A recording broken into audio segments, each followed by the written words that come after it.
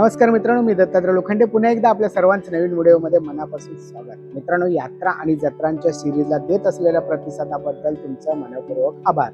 आणि दुसरी गोष्ट अशी की तुम्ही आम्हाला जे मंदिरं सुचवतात ते आम्ही कमीत कमी आणि जास्तीत जास्त वेळात कव्हर करण्याचा प्रयत्न करत असतो. मित्रांनो, असंच एक नाविन्यपूर्ण आणि अतिशय सुंदर असं मंदिर तुमच्यासाठी आज घेऊन आलो आहे. आणि हे मंदिर आहे डोंबिवली पूर्वेला घोगरासवाडीमधील बालाजी मंदिर. काय म्हणताय, बघितलंय? नाही बघितलं?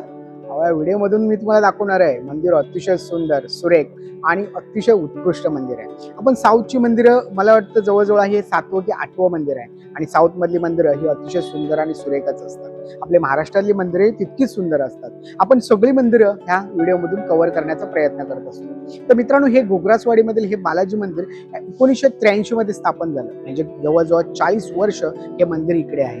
पण ह्या मंदिरातली शिस्त अतिशय शिस्त आहे. मित्रांनो, तुम्ही इकडे येत असाल तर इथली शिस्त तुम्हाला आत्मसात करणं खूप गरजेचं आहे. म्हणजे इथे जर येत असाल तर इकडे व्हिडिओ शूटिंग आणि मोबाईलला बंदी आहे. आता तुम्ही म्हणाल तुम्ही कसं शूट करताय, तर आम्ही शूट करतोय मंदिराच्या ट्रस्टिंगची परवानगी घेऊन. म्हणजे आम्ही प्रत्येक मंदिर हे तुमच्यापर्यंत पोहोचवण्यासाठी परवानगी घेऊनच शूट केलेलं असतं. त्यामुळे तुम्ही हे शूट करत असाल तर काळजी घ्या. दुसरी गोष्ट, इकडे येताना तुम्हाला साधे कपडे घालायचे आहेत. म्हणजे जीन्स, हाफ हे कपडे ह्या मंदिरात अलाउड नाही आहेत. चला, अशा सुरेख आणि सुंदर मंदिराला भेट देऊया.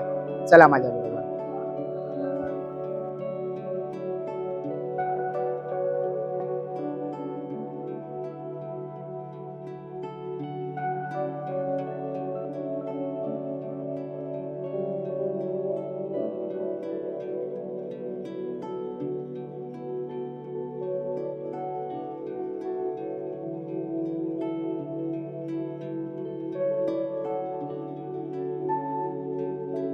मित्रांनो, आता आपण डोंबिवली पूर्वेला असलेल्या घोगरासवाडीमध्ये आहोत. आणि घोगरासवाडीमध्ये माझ्या समोरच हे श्री बालाजी मंदिर आहे. मंदिर अतिशय सुंदर आणि सुरेख मंदिर आहे. चला त्या मंदिरामध्ये जाऊया, बालाजींचं दर्शन घेऊया आणि इथला रीतिरिवाज परंपरा कशा आहेत ते पाहूया. या.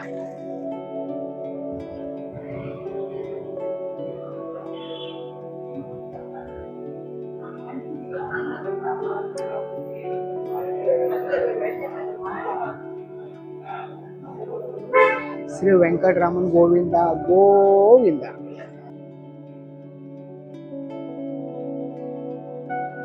जर तुम्ही बालाजी मंदिराला दर्शनासाठी येत असाल तर सोमवार ते गुरुवार यांची वेळ आहे 6:30 ते 11 आणि संध्याकाळी 5 ते 9. शुक्रवार आणि रविवारी 6:30 ते 12 आणि संध्याकाळी 4 ते 9 ह्या वेळेत तुम्हाला या मंदिरामध्ये येऊन पूजा अर्चा करता येईल. मित्रांनो, मंदिर अतिशय आणि सुरेख आहे. मंदिरामध्ये प्रवेश करताच इथली शांतता आणि शिस्त मनाला वेधून घेते.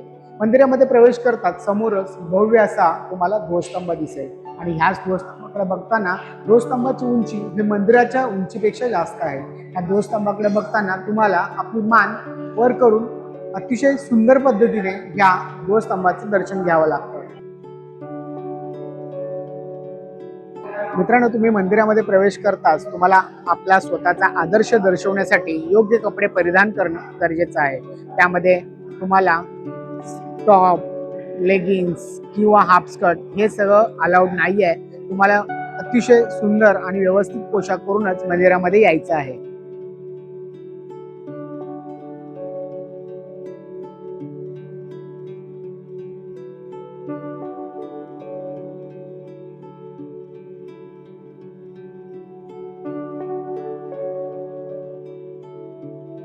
चला मित्रांनो, आतमध्ये मंदिरात प्रवेश केला, मनाला खूप अतिशय सुंदर आणि एकदम भारावून गेलं. कारण मंदिराच्या प्रत्येक कानाकोपऱ्यावरती रेखीव आणि सुंदर असं नक्षीकाम केलेलं आहे. प्रत्येक चित्रातून काहीतरी शिकण्याची जी भावना असते ना, ते इकडे दर्शवण्यात आलेलं आहे. ह्या साईडला बघाल तुम्ही की कृष्णाचा जो प्रसंग आहे, वासुदेव त्याला घेऊन जातात, तो प्रसंग त्या भिंतीवरती चित्रित केलेला आहे. आणि मंदिराच्या प्रत्येक भिंतीवरती चित्रित केलेल्या एक एक चित्रातून आपल्याला काहीतरी शिकायला मिळत आहे. ह्या साईडला बघाल तुम्ही सुंदर असं नक्षीकाम म्हणता येणार नाही, सुंदर असं चित्रीकरण केलेलं आहे. चला आपण मंदिराचा पूर्ण परिसर फिरून घेऊया. चलो. हा.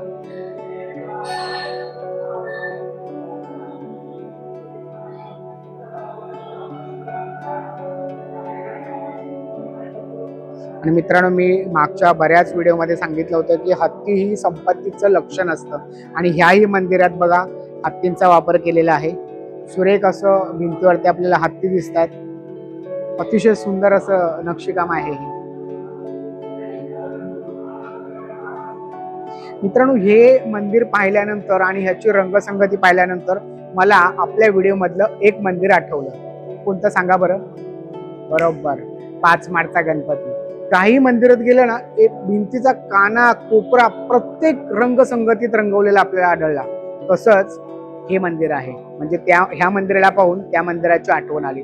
तुम्ही जर तो ब्लॉग पाहिला नसेल तर पालघर मधल्या 5 माडचा तो गणपतीचा ब्लॉग आहे, तो पाठीमागची जाऊन नक्की पहा. चल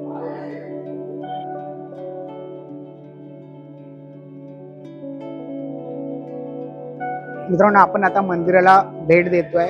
मंदिर पूर्ण फिरतोय. मंदिराच्या पाठीमागून पुढून सगळीकडे नक्षीकाम आहे आणि हे नक्षीकाम ना वेगवेगळं वैशिष्ट्यपूर्ण नक्षीकाम आहे. तुम्ही बघा, इथली रंगसंगती ना मला खूप आवडली. अतिशय सुंदर.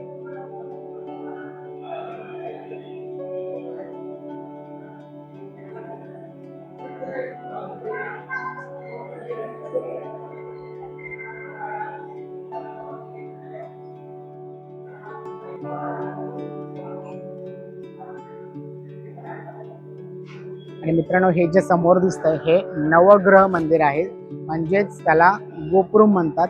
जे आपण विरार मधील मुत्तपन टेम्पल मध्ये गोपुरम पाहिलं ना, त्या टाईपचं हे गोपुरम आहे आणि हे थोडंसं वेगळ्या शैलीत बांधलेलं आहे. मित्रांनो, आता आपण ह्या गोपुरम मध्ये नवग्रह मंदिराचं दर्शन घेऊया. चला.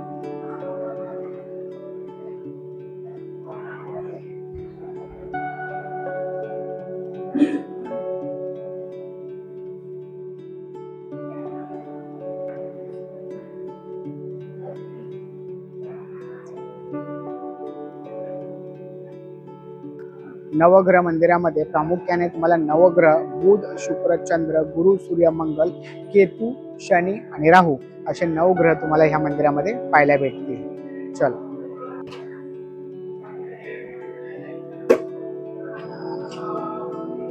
इधर लगाने का.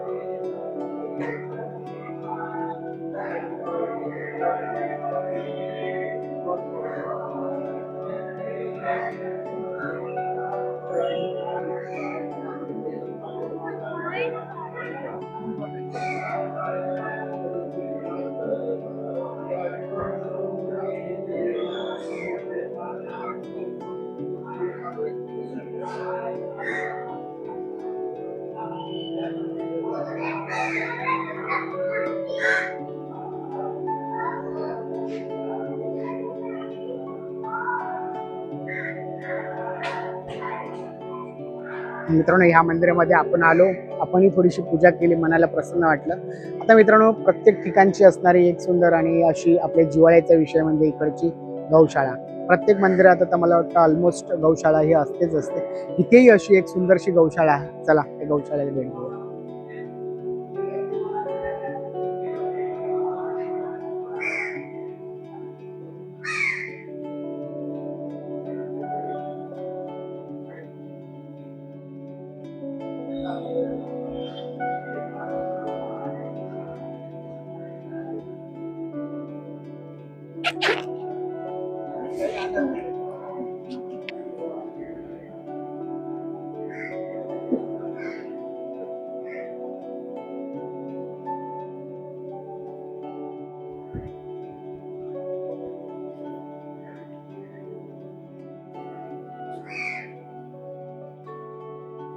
कुठल्या गाईला चालूया आपण? इकडे चालूया.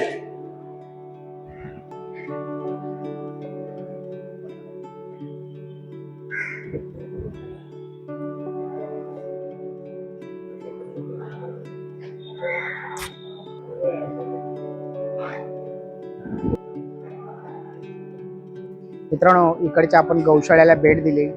इकडच्या गौशाळ्याला भेट देताना एक गोष्ट लक्षात आली की इकडे जे गौशाळ्यामध्ये प्रत्येक गायीच्या समोर एक तुम्हाला फॅन दिसेल. म्हणजे त्यांनी किती काळजीपूर्वक ह्या गायींचा सांभाळ केलाय हेही आपल्याला इकडे लक्षात येत आहे.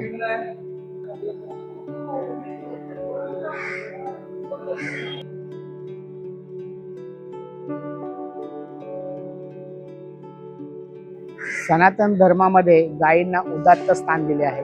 गायीबद्दलचे सर्व काही पवित्र आहे. गौरक्षक आध्यात्मिक आणि भौतिक लाभ देते.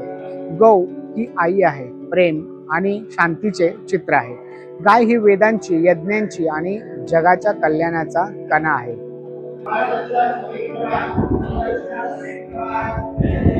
मित्रांनो, आता आपण ह्या श्री गोग्रासवाडीमधील बालाजी मंदिरात आहोत आणि ह्या मंदिराबद्दल थोडक्यात माहिती इथे असलेले पुजारी यांच्याकडून आपण जाणून घेणार आहोत. नमस्ते सर. नारायण. श्रीमदे वराहमादेशिकाय नमः. श्रीमद्वेदान्त रामानुज कृपया गणीन्यस्तभारं तत्सम्प्राप्ताङ्गं द्वितीयमनघं श्रेष्ठता पूर्णमग्रियं श्रेष्ठं श्रीरङ्गरामानुज मुनिकरुणालब्धमोक्षासमन्तं तत्त्वं श्रीवरागजीवनकं देशिकं संश्रयामि. विना वेङ्कटेशं ननादो ननादः सदा वेङ्कटेशं स्मरामि स्मरामि. हरे वेङ्कटेश प्रसीद प्रसीद. प्रियं वेङ्कटेश प्रियश्च प्रियश्च. भास्वच्चन्द्रमसो यदीयनयने भार्या यदीया रमा. यस्मात् विश्वविबोधिमिकुलं यद्यानयुक्तं सदा. नाथो यो जगदा न किन्दुगजे नाथो यद्भक्तिमान्. ताथो यो मदनस्य दुरितः तं भजे वेङ्कटेशम्. ऊर्ध्वस्तो यदीयं सुरैर्बुदलने बिभ्रतो शङ्खचक्रे. सेव्या मङ्ग्री सुखिया अभिदधनो दक्षिणो यस्य बाणिः. तावन्मात्रं भवाब्धिं गमयति भजता भुरुगो मम बाणिः. श्रीवत्साङ्गलक्ष्मीः यदुरशिलजं तं भजे वेङ्कटेशम्. बहुभ्यः चक्र शङ्करवरकरजगनं यस्सहस्तं गणाभं गोदामन्यचरणो शरणं प्रपद्ये. श्रियकान्ताय कल्याण हृदयर्थिनां श्रीवेङ्कटनिवासाय श्रीनिवासाय मङ्गलम्. नारायण. नारायण. पश्चिम तिरुपति श्री बालाजी मंदिर डोंबिवली, ये गोग्रासवाड़ी डोंबिवली में पाथरली गांव के नाम से है. यहाँ गोग्रासवाड़ी गोपुरी गोपपुरी बोलता है. यहाँ बोला गाय बहुत रहते थे यहाँ इस जगह पे. इधर गोग्रासवाड़ी इसके लिए कहा जाता है. इस गोपपुरी में श्री बालाजी 43 साल पहले 1983 जनवरी उनका आगमन हुआ है. इस मंदिर का उद्घाटन जनवरी महीना 1983 में हुआ है. तभी से लेके मंदिर बहुत आगे बढ़ा है.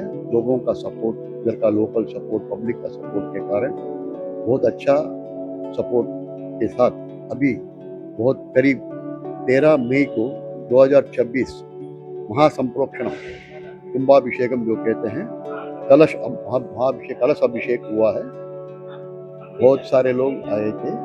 इस मंदिर में क्या विशेषता है, यहाँ ये जो तिरुपति है तिरुमला तिरुपति उसी की तरह यहाँ भी सारे तरह के पूजाएं होते हैं. ये मंदिर सारे अब पूरा ब्रह्मोत्सव से लेके पद्मावती उत्सव से लेके पवित्रोत्सव, अन्नकूटोत्सव, बहुत सारे उत्सव हो रहे हैं. यहाँ जो भी भगवान को नैवेद्य किया जाता है मंदिर में ही बनाया जाता है और मंदिर के कुआं का जो पानी है उधर से ही वो किया जाता है और लकड़ी का ही हम लोग वापरते हैं. किचन के लिए लकड़ी ही वापरते हैं। ये जो विशेषता है, भगवान का जो भी प्रसाद है वो बाहर से खरीद से नहीं है। दूसरी बात यह है, यहाँ बहुत बड़ा गौशाला है, हमारा गाय और बछड़ा सब है। सब लोग इस इलाके के बहुत सारे लोग आते हैं। यहाँ लोग मुंडन से अपना अपना बच्चे लोग का, बड़े लोग का भी जो मुंडन का जो तिरुपति में जो नहीं जा सकते वो इधर मुंडन का भी कार्य किए करते हैं। कल्याण उत्सव, बालाजी का कल्याण उत्सव जो रेगुलरली हर संडे को होता है और अपना अपना प्रार्थना का मुताबिक वीक डेज में भी होता है। और श्री बालाजी उत्सव मूर्ति का अभिषेक, महाअभिषेक बहुत अपना अपना इसके साथ श्रवण नक्षत्र और एकादशी अमावस्या और हर तमिल महीना का पहला दिन में ये उत्सव मूर्ति का अभिषेक होता है। और बालाजी मूलम मूर्ति का लोगों का उनका विज्ञापन के अनुसार मोस्टली संडेज में बालाजी मूलम मूर्ति का महाअभिषेक होता है। बालाजी मूलम मूर्ति के अलावा यहाँ पद्मावती माता, गोदा माता, राम परिवार, हनुमान जी, सुदर्शना, योग नरसिम्हा और आचार्य, आழ்वार, गुरु जी सबका अलग अलग सन्निधि है, अलग अलग उनका मंदिर है। इसके अलावा यहाँ बहुत विशेषता से नवग्रह आदिशेष में पादुका में है और वहाँ पे नवग्रह का एक अलग से एक मंदिर है।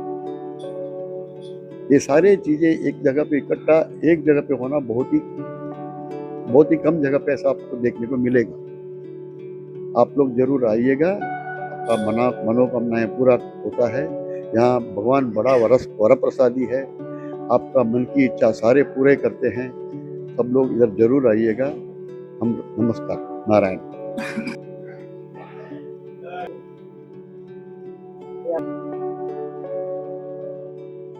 हे आपला जो मंदिराचा मेन उत्सव मूर्ती असतं, ठीक आहे। दोन मूर्ती असतात, एक आतमध्ये जे मोठी मूर्ती आहे ते आहेत आणि उत्सव मूर्ती आहे। ते उत्सव मूर्ती त्यांना बाहेर घेऊन त्यांचा अभिषेक वगैरे केला जातो। ह्याला तिरुमंजन मंडपम बोलतात। इथे आणून त्यांचा अभिषेक वगैरे उत्सव मूर्तीचा बाहेर लोकांना दिसायला ते अभिषेक इकडे केलं जातं। ते ब्रह्मोत्सवला तोच मूर्तीला आम्ही बाहेर पण घेऊन हे करतो, त्यांना परिक्रमा त्यांचा असतो। हो, ते लोकांना दर्शन देण्यासाठी वर्षातनं एक 10 दिवसाचा प्रोग्राम असतो। तेच बाहेर येतात आणि इकडे त्यांचा अभिषेक होतो।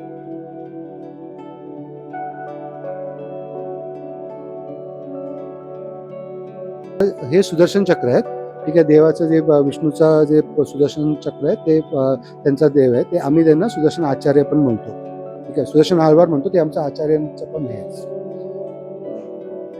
हे आपले श्रीराम आहेत, श्रीराम परिवार आहे। याच्यामध्ये श्रीराम, लक्ष्मण आणि हनुमान आणि सीतादेवी सगळे आहेत ते ह्या सन्निधीमध्ये।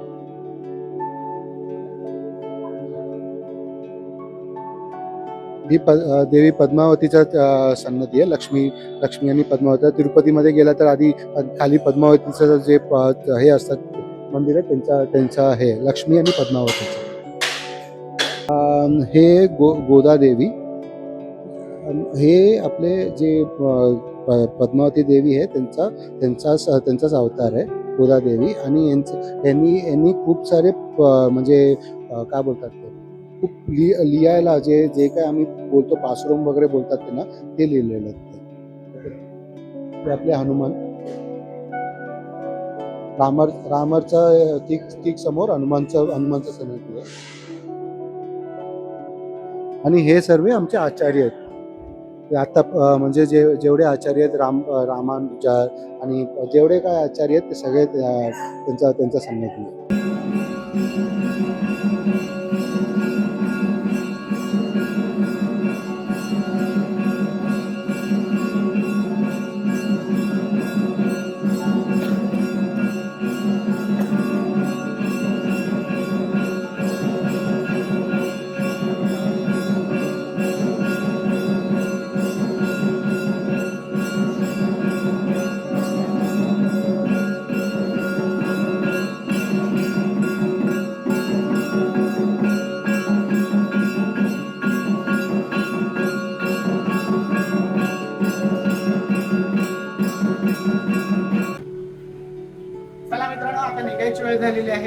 हे मंदिर आता 12 वाजता बंद होतं. आताच आरती झाली आणि मंदिर आता संध्याकाळसाठी बंद झालेलं आहे.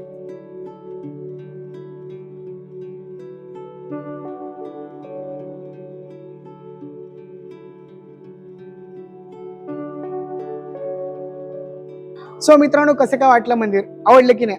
आवडणारच, कारण आपण अशी वैशिष्ट्यपूर्ण मंदिरं तुमच्यासाठी घेऊन येत असतो.